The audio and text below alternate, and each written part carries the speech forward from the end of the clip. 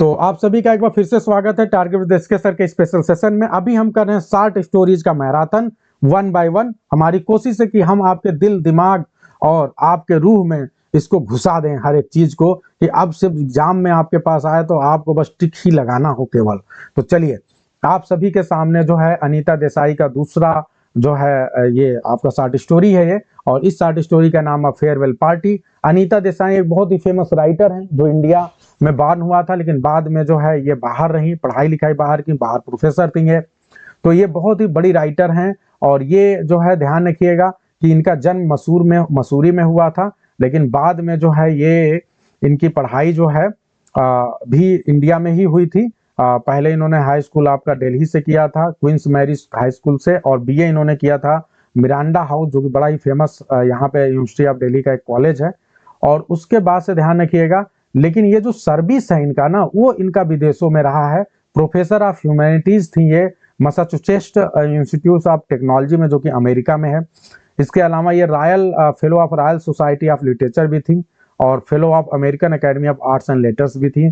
तो फेमस थी, बड़ी बड़ी संस्थाओं में ये थी, कनेक्टेड थी। और सबसे बड़ी बात इनके जीवन से रिलेटेड ये है कि कई बार माँ वो काम जो नहीं कर पाती है उनके बच्चे कर जाते हैं।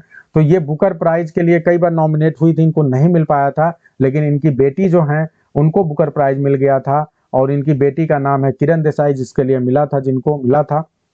और इनकी बेटी को जिस वर्क के लिए मिला था उसका नाम क्या है? The inheritance of loss. इतनी बात सभी को क्लियर है भाई? अब इनके कुछ वर्क आप सभी के सामने स्क्रीन पे हैं। Cry the peacock, voices in the city, fire on the mountain, clear light of the day, in custody, fasting feasting, ठीक है, और games at twilight and other stories में ढेर सारी स्टोरीज हैं। अब आप सभी को मैं एक और महत्वपूर्ण बताना चाहता हूं कि सबसे बड़ी बात आपको यह ध्यान रखना है कि ये जो राइटर हैं, ये जो है इनकी ज्यादातर जो नॉवेल्स हैं या स्टोरीज हैं उसमें क्या होता है, वो साइकोलॉजिकल थीम होता है।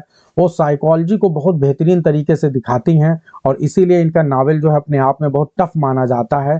क्योंकि अगर आप जो है सिर्फ मजे लेने के लिए पढ़ना चाहते हैं, आपको इंटरटेनमेंट चाहिए, तो आपको इनके नावल से नहीं मिलेगा। अगर आप सीरियस टाइप के पर्सन हैं, फिलोसफिकल हैं, अच्छा जीवन को समझना चाहते हैं, तो आपको इनकी नावल बहुत अच्छी लगेंगे। अब ये जो आपके कोर्स में अ फेयरवेल पार्टी है, ये जिस कलेक्शन में आया है उसका नाम है games at twilight and other stories, ठीक है। 1978 में ये कलेक्शन आया था, उसी में दिया गया है, बहुत ही बेहतरीन है। इनको साहित्य अकादमी अवार्ड भी मिला था फायर ऑन द माउंटेन के लिए। गार्जियन चिल्ड्रंस फिक्शन प्राइज मिला था 1983 में विलेज बाय सी के लिए। साहित्य अकादमी बहुत अच्छे से याद रखिएगा, 1978 में इनको मिला था। यही दो चीजें आपसे पूछी जा सकती हैं। पद्म भूषण 1414 में, एंड बेंसन मॉडल भी इनको अवार्ड मिला था। अब की पॉइंट्स की अगर बात करें तो ये जो है 1978 में पब्लिश हुआ, बता ही चुके हैं। कलेक्शन का नाम आपको बता ही चुके हैं, इसे दिमाग में बैठा लीजिए, games at twilight and other stories. अगर सेटिंग की बात करें तो टाइम जो है इसका क्या है, 9 बजे से लेके मिडनाइट तक, लेट मिडनाइट तक का है, क्योंकि पार्टी है तो 9 बजे से लेकर शुरू हो रहा है और लेट मिडनाइट तक चलेगा। अगर प्लेस की बात करें तो रमन जो है उसके घर का ये सारा है दृश्य, उसके फैमिली होम का, उसके बंगला का दृश्य है, उसके गार्डन का दृश्य है। और एक तरह से आप देख रहे हैं कि अर्बन ब्यूरोक्रेटिक सेटिंग है, लोग आए हुए हैं, बड़े बड़े लोग अपनी कारों से, सारी चीजों से। और ये स्पेशली एक ओकेजन है, क्योंकि यहाँ पे जो रमन है वो अपनी फैमिली के साथ कहाँ जाना चाहता है, उसका कहीं जॉब में ट्रांसफर हो गया है तो वहां जा रहा है। तो ये अंतिम विदाई पार्टी है जो अपने घर पे दे रहा है। सच्चाई तो ये है कि वो पार्टी देना नहीं चाहते, लेकिन वो दे रहे हैं। जॉनर शॉर्ट स्टोरी है, सोशल सटायर है, और जो है यस दिल्ली से मुंबई जा रहे हैं, ठीक है, ओके जी। और साइकोलॉजिकल रियलिज्म है ये, ठीक है। अब अगर क्लाइमेक्स की बात करें तो the moment the last guest live, ये क्लाइमेक्स एकदम लास्ट मोमेंट में आता है। जब मोमेंट लास्ट वाला चला जाता है तो ऐसा लगता है कि जैसे shifting the atmosphere from chaotic noise to intense reflective silence. जो अब तक बहुत शोर मच रहा था, अचानक जो है एक ऐसा माहौल आता है जो बहुत शांत हो जाता है, रिफ्लेक्टिव हो जाता है। और यही लास्ट में क्लाइमेक्स है, क्योंकि यहाँ पे उनको महसूस होता है कि वो मिस क्या कर रहे थे। अगर हम करेक्टर की बात करें तो बीना एंड रमन, ये दो करेक्टर हैं जो कि होस्ट एंड होस्टेस हैं। और गेस्ट की बात करें तो बहुत ढेर सारे यहाँ पे गेस्ट हैं जो एंटागोनिस्ट की तरह आए हैं, लेकिन वो एक तरह से हिपोक्रेसी को दिखाते हैं, एंटागोनिज्म को दिखाते हैं, सुपरफिशियलिटी को दिखाते हैं। नरेटिव टेक्निक की बात की जाए तो ये थर्ड पर्सन ओमनिसिएंट नरेशन है इसमें।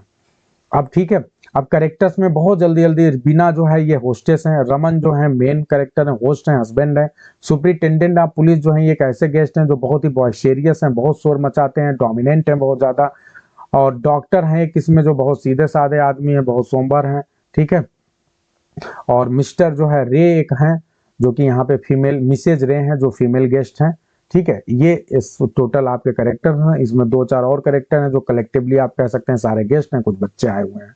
अगर हम स्टोरी को देखते हैं तो यहाँ पे स्टोरी जो है एक तरह से डिटैचमेंट्स को दिखाया गया, डिटैचमेंट्स को, कि कोई भी व्यक्ति, डिटैचमेंट का मतलब समझते हैं, मतलब जब हम समाज में रहते हैं लेकिन समाज में रहते हुए भी हमें लगता है कि कोई हमारा अपना नहीं है, हम इमोशनली कनेक्ट नहीं हो पाते हैं, ठीक है, तो इसी को हम डिटैचमेंट बोलते हैं।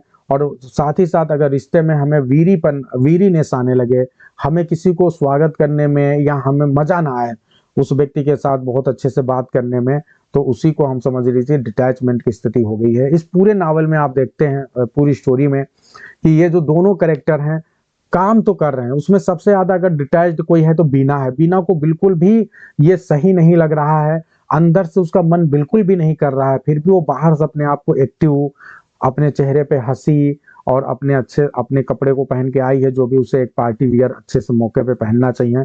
तो बाहर से सब कुछ लग रहा है सही है, लेकिन अंदर से हमें लग रहा है कोई एक खोखलापन है जो खाया जा रहा है। ये दोनों के साथ है, दोनों थक गए हैं, दोनों एक दूसरे को देख के पास कर रहे हैं, आंखों से एक कहते हैं ना रिप्लाई कर रहे हैं कि क्या भाई ठीक है, जो है करना है एक दूसरे को, भाई जो भी लोग आए हैं उनको भाई अच्छे से स्वागत करिए, उनको खाने पीने में कोई कमी नहीं रहनी चाहिए। तो वो सारी चीजें हैं वो आपको दिखाई पड़ता है। तो इसी के साथ जब वो लोग फाइनली चले जाते हैं तो जाते हुए जो दृश्य है उस पर बात की गई है कि जब सब लोग चले जाते हैं तो बहुत लंबा लंबा गुड बाय करते हैं। हम मतलब जल्दी जाना नहीं चाहते क्योंकि जानते जो दिखावा होता है ना वो बहुत टाइम लेता है, तो आप लॉन्ग गुड बाय बोलते हैं, टाइम लेते हैं, फिर उसके बाद आप बड़ी बड़ी बातें करते हैं कि हम लोग फिर मिलेंगे, फिर विजिट करेंगे, ये सारी चीजें हैं। आपके एग्जाम में ये पूछा जा सकता है कि ये बताओ सबसे अंतिम में जाने वाला गेस्ट कौन था, तो सबसे अंतिम में जाने वाला गेस्ट कौन है, जल्दी से बताएगा कोई, जल्दी बताइए, इतना टाइम नहीं लेना। हु विल टेल सबसे अंतिम में जाने वाला गेस्ट का नाम? हाँ, सुपरिटेंडेंट, ठीक है। चलिए, तो अब जल्दी से हम आपको एमसीक्यूज कराते हैं ताकि जो है आप, कहानी इसमें बहुत थोड़ा सा है, बस एमसीक्यू के माध्यम से जल्दी जल्दी हम करेंगे। बहुत अच्छा जी, बहुत अच्छा जवाब दे रहे हैं आप लोग। राजकुमार जी, अंजलि जी, कोमल जी, सोनम जी, विजय लक्ष्मी जी, आनंद जी और दिव्या जी, बहुत अच्छा प्रयास। आप सभी लोग इस क्वेश्चन का जवाब दिए, उनका नाम लिख दिया मैंने। अच्छा, डॉक्टर केम लास्ट, हाँ अंत में डॉक्टर आता है और अंत में जाने वाला कौन है? बहुत अच्छा विजय लक्ष्मी जी, जाने वाला कौन है? आपका सुपरिटेंडेंट। तो चलिए भाई जल्दी से करते हैं। Who is the author of a farewell party? बहुत बच्चों का खेल है, अब जल्दी जल्दी आप लोग टिक करेंगे अपनी कॉपी पे, मुझे बताएंगे, जल्दी से करेंगे, बताएंगे मुझे।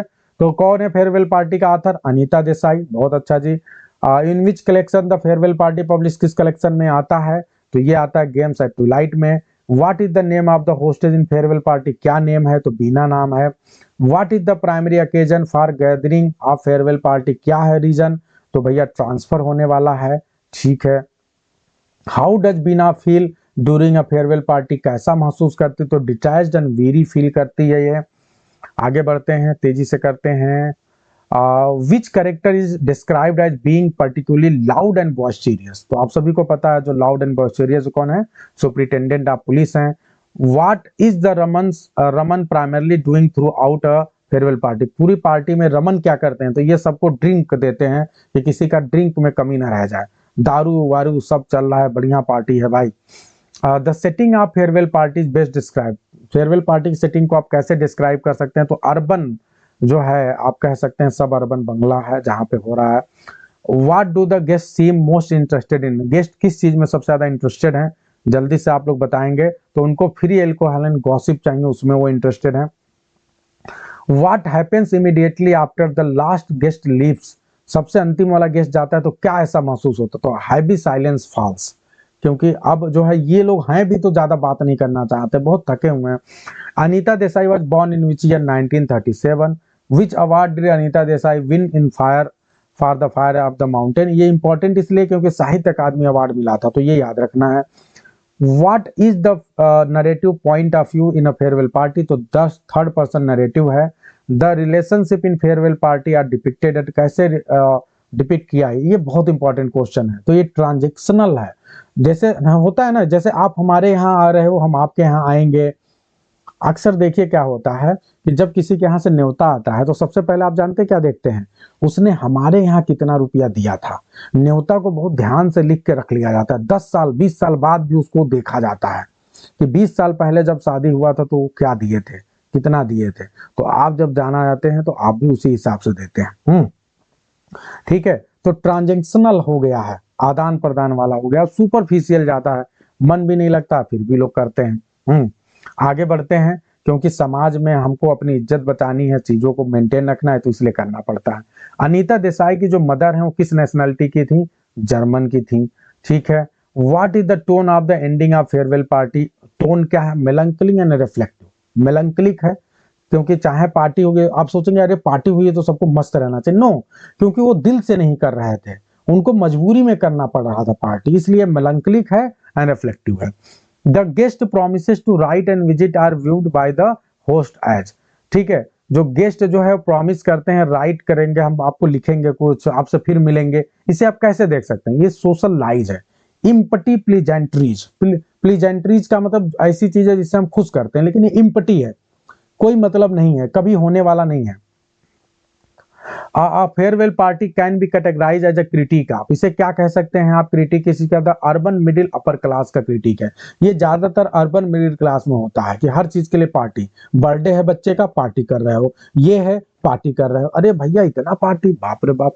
अब what does the mess left behind after the party symbolize. अच्छा, जब मेस क्या बचता है, अंत में क्या बचती है, तो वही फालतू चीजें, जब पार्टी खत्म हो जाती है तो क्या बचता है, residue of hollow social interaction, जो भी वो कर रहे हैं उसके बाद जो चीजें बचती हैं उसका बचा खुचा सामान जो है बचता है, मतलब खा पी लिए तो बोतल और सारी चीजें, तमाम चीजें, फालतू चीजें। What is the Anita Desai's famous novelist daughter, बताइए।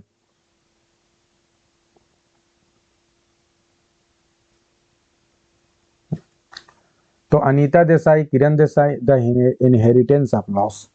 ठीक है, ये है। ठीक है, तो अब मेरे ख्याल से एकदम क्लियर है, इससे बाहर एक भी क्वेश्चन नहीं आएगा, छोड़ो। ठीक है, 20 क्वेश्चन हमने कर लिया है। एक क्वेश्चन बस मैचिंग वाला कर लो, बस इसी को। बीना को मैच किससे कर सकते हैं आप, बीना किससे मैच करेंगे, तो क्या हो जाएगा, silent observer and hostess. Superintendent को कैसे मैच करेंगे, बॉयस्टेरियस अथॉरिटी। पार्टी को कैसे मैच करेंगे, कायोस एंड नॉइस।